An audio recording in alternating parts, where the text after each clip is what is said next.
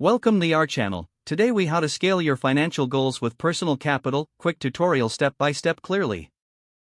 Begin by visiting the Personal Capital website.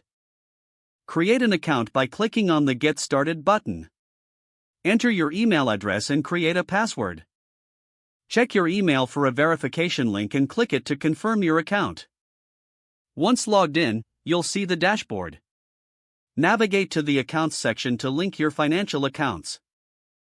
Select the type of account you want to link, such as bank accounts, investment accounts, or retirement accounts.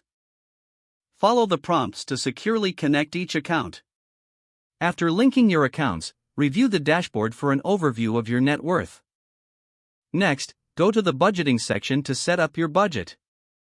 Input your income and categorize your expenses. Track your spending habits using the visualizations provided. Head to the Investing tab to analyze your portfolio. Review the asset allocation and risk assessment features. Consider adjusting your investments based on insights gained from the analysis. Explore the retirement planning tools to set long-term financial goals. Input your expected retirement age and desired retirement income. Utilize the projections to adjust your savings rate if necessary. Finally, regularly revisit your dashboard to monitor progress towards your financial goals. Make adjustments as needed to stay on track with your plans.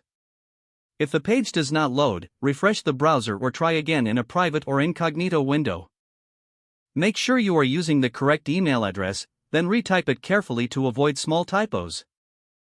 If your password is not accepted, use the reset option and create a new strong password you can remember. Check your spam folder for verification or security emails, then complete any requested confirmation steps. Enable two-factor authentication if available to improve account security and reduce unauthorized access risk. After signing in, review your profile details so your contact information and settings are accurate and current. If you see an error message, note it down and try again after restarting your device and internet connection.